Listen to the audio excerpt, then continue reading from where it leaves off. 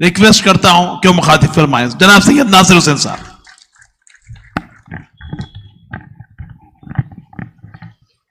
बिस्मिल्लाहिर्रहमानिर्रहीम।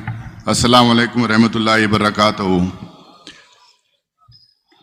हम लोगों के बुजुर्ग जो अभी अभी आप लोगों से मुखातिब हुए, farmer deputy chairman Rajya Sabha, former union minister for minority affairs Rahman Khan साहब, हमारे बड़े भाई और आम आदमी पार्टी से राज्यसभा मेंबर संजय सिंह साहब, मुस्लिम पर्सनल लॉ बोर्ड के जिम्मेदार हजरत, तामीर मिल्लत के जिम्मेदार हजरत मोहिबुल्लाह साहब, और एक हमारे राज्यसभा के मेंबर इमरान मसूद साहब, शब्बर अली साहब, अदीब साहब, और सारे डाइस पे तशरीफ फरमा जिम्मेदार हजरत, बुजुर्गों और दोस्तों, मैं ज्यादा आपका टाइम नहीं लूंगा क्योंकि काफी डिटेल में लोग अपनी अपनी बात रखे हैं। मैं सिर्फ यहां पे जम्मू कश्मीर और हरियाणा के इलेक्शन में हम सारे लोगों की मसरूफियाती के बावजूद यहां पे हम लोग हाजिर भी है, ये आप लोगों को यकीन दिलाने के लिए कि मैं कांग्रेस से हूं, इमरान मसूद साहब कांग्रेस से हैं, संजय सिंह साहब आम आदमी पार्टी से हैं, और हमारे मोहिबुल्लाह साहब समाजवादी पार्टी से हैं। हम लोग यहाँ पे इसीलिए हाजिर हुए कि हम लोग आप लोगों को यकीन दिलाना चाहते थे कि हिंदुस्तान में एनडीए की अगर सरकार है तो हिंदुस्तान में इंडिया अलायंस भी बाकी है।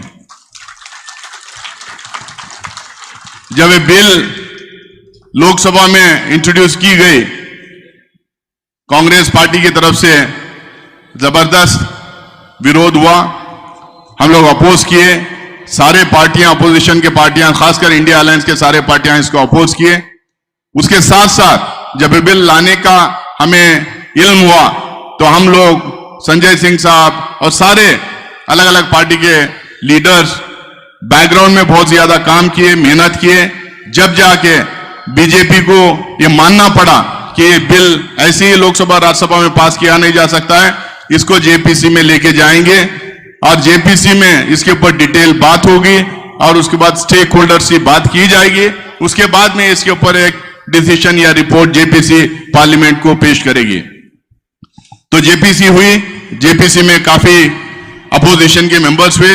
मेरे हिसाब से 16-17 मेंबर्स गवर्नमेंट की तरफ से हैं, 13-14 मेंबर्स अपोजिशन की तरफ से हैं। मैं आप लोगों को, क्योंकि जेपीसी के अंदर जो बातचीत होती है वो आप लोगों तक हम लोग बात नहीं पहुंचा सकते क्योंकि अंदर कॉन्फिडेंशियलिटी हम लोग को मेंटेन करना पड़ता है। लेकिन आप लोगों को इतना ही मैं कहना चाहता हूं, आप लोगों की तरफ से अपोजिशन के जितने एमपीस जेपीसी में हैं, हम लोग एक एक सेक्शन, एक एक क्लॉज, एक एक सबसेक्शन के ऊपर, एक एक वर्ड के ऊपर हम लोग अंदर आप लोगों की लड़ाई लड़ रहे हैं। हम लोग उनसे हर बात पे, हर उनके स्टेटमेंट पे सवाल कर रहे हैं। हम जानना चाहते हैं उनसे कि आखिरकार ये बिल आई कैसा, कौन से स्टेक होल्डर्स आके आपसे कंप्लेंट किए थे, किनसे आप लोगों ने बात किया, कितना इसके ऊपर रिसर्च हुई, कितने पूरे देश भर से डेटा मंगाएगा, कितना आपके पास इसके ऊपर स्टैटिस्टिक्स है। लेकिन मिनिस्ट्री ऑफ माइनॉरिटी अफेयर्स के पास कोई जवाब नहीं, कोई लॉजिक नहीं। रहमान खान साहब जिस तरह से यहां फरमा रहे थे, पहली बार हिंदुस्तान में ऐसा हो रहा है जो एक प्रोग्रेसिव बिल है उसको लेके आके उसको डिसार्म करने का कोशिश की जा रही है। एक बोर्ड जो बना हुआ है उसको ताकत देने के वजह, उसकी बेहतरी के वजह, उसको एकदम पूरी तरह से उसके पावर्स छीन के उसको नॉन फंक्शनल बनाने की कोशिश की जा रही है। हिंदुस्तान का minister for minority affairs parliament में खड़ा होकर झूठ बोलता है, कहता है कि इसमें 2 महिलाएं हम दे रहे हैं, महिलाओं को इसमें हम लोग महिलाओं को इसमें जगह दे रहे हैं। हम पूछना चाहते हैं क्या 2013 की बिल में नहीं था? अब वो कह रहा है कि लूट खसोट हो रहा है, लोग अब वक्फ बोर्ड के लोग इसमें लूट मचाए रखे हैं, और वो कह रहे हैं कि जिस जमीन पे हाथ रख देगी वक्फ बोर्ड, वो जमीन उनके ऊपर, उनके वक्फ बोर्ड की हो जाती है। हम लोगों ने बोला, कई एग्जाम्पल दिए, मैं उनको बताया, मैं बल्लारी कर्नाटका से दिल्ली पढ़ने जब जाया करता था तो ट्रेन में जाया करता था, मैं कई लोगों को नमाज ट्रेन पे पढ़ते हुए देखा। मैं खुद ट्रेन में नमाज पढ़ता था। अब क्या मतलब होगा कि हम ट्रेन लिखा लें कि ट्रेन वक्फ में शामिल कर लें? हम फ्लाइट में लोगों को नमाज पढ़ते हुए देखे हैं, तो इसका मतलब सारे एरोप्लेन हम वक्फ में लिखा लें? मतलब बेतुकी की बात करते हैं कि किसी भी जमीन के ऊपर हाथ रख दें और वो जमीन वक्फ बोर्ड की हो जाएगी। हिंदुस्तान में लॉ है, हिंदुस्तान में कॉन्स्टिट्यूशन है, हर स्टेट के अपने लॉस हैं, रजिस्ट्रेशन प्रोसीजर्स हैं, कोर्ट्स हैं, डिस्प्यूट रिड्रेसल मैकेनिज्म्स हैं, लेकिन ये कुछ नहीं, कुछ भी बोल दो, खड़े होकर कुछ भी बोल दें। कह रहे हैं कि हम फलाने फलाने फलाने को इसमें अकोमोडेट करके हम उनकी भलाई करते हैं।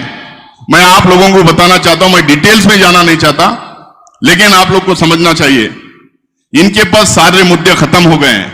बाबरी मस्जिद वाला मुद्दा खत्म हो गया, आर्टिकल 370 वाला मुद्दा खत्म हो गया, ट्रिपल तलाक वाला मुद्दा खत्म हो गया। ये बिल सिर्फ इसलिए लाया गया है क्योंकि ये एक कम्युनिटी को दूसरे कम्युनिटी के खिलाफ पिच करना चाहते हैं। ये मुस्लिम कम्युनिटी का एक कैरेक्टर बना, क्या एक नेगेटिव कैरेक्टर इस देश में बनाना चाहते हैं। वो बोलना चाहते हैं कि भाई ये कम्युनिटी ऐसी है, इनके इदारे ऐसे हैं कि दूसरों के जमीनें छीन लेते हैं।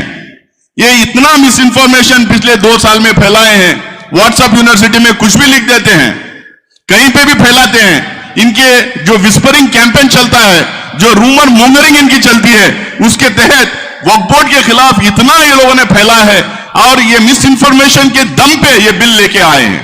अब जब हम जेपीसी में इनसे सवाल कर रहे हैं, भाई ये कैसा आएगा, ये मिस इन्फॉर्मेशन कैसा आया, अब कह रहे हैं कि भाई लूट खसूट मचाया, वक्फ बोर्ड लूट खसूट मचाए हुए। हम बोले भाई आपके पास कौन सा डेटा है, कौन सा इंफॉर्मेशन है, कितना लूट हुआ वक्फ बोर्ड में, कितना पैसा आता वक्फ बोर्ड में? इन लोगों को यह पता नहीं कि वक्फ बोर्ड एक भी प्रॉपर्टी को ओन नहीं कर सकती। वक्फ बोर्ड के पास एक भी प्रॉपर्टी नहीं है, वक्फ बोर्ड एक प्रॉपर्टी भी ओन नहीं कर सकती। इदारे प्रॉपर्टीज को ओन करते हैं, वक्फ बोर्ड प्रॉपर्टी को ओन नहीं करती, इतना इल्म इनको नहीं है। ये कह रहे हैं कि ट्राइब्यूनल का डिसीजन फाइनल हो जाता है। भाई ट्राइब्यूनल का डिसीजन फाइनल हो जाता है, उसके खिलाफ अपील हो नहीं सकते हैं। तो इतने जो वक्फ बोर्ड के केसेस चल रहे हैं सुप्रीम कोर्ट में, कैसे केसेस चल रहे हैं? रिवीजन, बिल्कुल रिवीजन फाइल हो सकता है केस, और सिर्फ हमारे ट्राइब्यूनल में नहीं, हिंदुस्तान में मेरे ख्याल से 16-17 मिनिस्ट्रीज में अपने अपने ट्राइब्यूनल्स हैं। रेलवे मिनिस्ट्री का ट्राइब्यूनल है, एनजीटी का ट्राइब्यूनल है, टैक्स अपीलेट ट्राइब्यूनल है, इतने ट्राइब्यूनल्स हैं। सबके लिए उनकी फाइनलिटी ये होती है कि उनका डिसीजन फाइनल एक लेवल पे होता है, लेकिन रिवीजन हाई कोर्ट में और सुप्रीम कोर्ट में फाइल हो सकता है। लेकिन ये बोलेंगे नहीं भाई वक्फ बोर्ड का ट्राइब्यूनल है, वो जो चाहे वो प्रॉपर्टी हथिया लेती है और वक्फ बोर्ड के फेवर में करती है। लेकिन मैं आप लोगों को इतना ही मैं कहना चाहूंगा, अगर वक्फ पर यूजर गया, वन से वक्फ ऑलवेज वक्फ खत्म हुआ, ट्राइब्यूनल खत्म हुआ, सारा पावर्स डिस्ट्रिक्ट कलेक्टर को दे दिए, और जितना डेमोक्रेटिक स्ट्रक्चर रहमान खान साहब और उनके पूर्वजों ने गवर्नमेंट ऑफ इंडिया के तहत बनाए थे, वो जो डेमोक्रेटिक स्ट्रक्चर खत्म हो गया, नॉमिनेशन के बेसिस में उसमें लोग आने लगे। तो मैं आपको ये बोलना चाहता हूं, ये आप लोगों को मैं यकीन दिलाना चाहता हूं, हिंदुस्तान में हर एक प्रॉपर्टी डिस्प्यूटेड प्रॉपर्टी हो जाएगी वक्फ की। कोई भी कलेक्टर के पास एक जाके एप्लीकेशन डाल दे और कहें कि ये वक्फ की प्रॉपर्टी नहीं, किसी फलाने की प्रॉपर्टी है, तो वो प्रॉपर्टी डिस्प्यूटेड हो जाएगी और उसमें दंगा फसाद शुरू हो जाएगा। ये चाहते हैं कि हर गली, हर मोहल्ला, हर गांव में दंगे फसाद हो ताकि इनका वोट बैंक बढ़ता रहे। ये इनकी मंशा है। अभी कॉन्स्टिट्यूशन का मतलब कोई रहा नहीं। कॉन्स्टिट्यूशन के तहत हमें जो प्रोटेक्शंस मिलते हैं, हमारा मजहब फॉलो करने की, हमारे मजहब की तबलीग करने की, हमारे मजहब को प्रोटेक्ट करने की, और उसके अलावा जो माइनॉरिटीज के इतने सारे जो राइट्स हैं, उस राइट्स को ये खत्म करना चाहते हैं। ये कॉन्स्टिट्यूशन को तो बदल नहीं सके, इनको 400 सीट मिले नहीं, क्योंकि इनकी मंशा थी कि ये कॉन्स्टिट्यूशन को बदलें। अब जब कॉन्स्टिट्यूशन बदल नहीं सके, क्योंकि इनका नंबर मिले नहीं, अब ये चाह रहे हैं इनडायरेक्ट तरीके से इस तरह के बिल्स लेके आए जिसमें कॉन्स्टिट्यूशन रिडंडेंट हो जाएगा, कॉन्स्टिट्यूशन इररिलेवेंट हो जाएगा। तो ये इस तरीके की कॉन्स्पिरेसी हमारे देश में कर रहे हैं। अब ये वक्फ यूजर पे बोलते हैं, भाई जो भी है आप कहते हैं कि आप कागज नहीं बताएंगे, तो हम लोगों ने इनसे सवाल किया भी कैसे कागज बताएं? जो 600 साल 700 साल 800 साल 1000 साल पहले जो मस्जिदें बनाए गए, जो कब्रिस्तान बने, जो ईदगाहें बने, जो बुजुर्गों के दरगाहें बने, तो इसके पेपर्स कहां से लाएंगे? ये क्यों सवाल सिर्फ हमसे होता है कि हम पेपर दिखाएं? इस देश में राष्ट्रकूटास थे, चोलास थे, चालुक्यास थे, कदम्बास थे, गुप्तास थे, मौर्यास थे, विजयनगर एम्पायर था। उनके जमाने में बड़े बड़े मंदिरें बनाए गए, बड़े बड़े इबादतगाहें बनाए गए, बड़े बड़े पूजा स्थल बनाए गए और बड़े अच्छे खूबसूरत बनाए गए। लेकिन हम सवाल नहीं करते। अगर सरकार उनसे भी अगर सवाल करने लगी जैसा हमारे इदारों के लिए सवाल करती है, तो वो लोग कहां से लाएंगे पेपर्स? जब पेपर्स हम नहीं दिखा सकते तो वो भी नहीं दिखा सकते। अगर एक देश में अगर ये कॉल देते हैं कि 1 नेशन 1 लॉ, तो ये सबके लिए अप्लाई होना चाहिए। हम लोगों ने कहा, संजय भाई ने कहा और हम लोगों ने खुल के कहा, भाई आप कह रहे हैं कि हम कह रहे हैं कि हमारे रिलीजियस अफेयर, हमारे मजहबी अफेयर्स में आप लोगों को इंटरवीन नहीं करना चाहिए, ये कॉन्स्टिट्यूशनल राइट है। लेकिन ये कहते हैं कि नहीं भी 2 नॉन मुस्लिम्स को उसमें डालेंगे, 2 हिंदूज को उसमें डालेंगे। मैं बोले ठीक है, कोई प्रॉब्लम नहीं, तो हमें भी डालिए। मुद्राई डिपार्टमेंट में, एंडोमेंट एक्ट में, टेम्पल्स ट्रस्ट में, रिलीजियस एक्ट जो अलग अलग स्टेट का जो बना हुआ है उसमें एक मुसलमान, एक सिख, एक क्रिश्चियन को उसमें भी डालिए।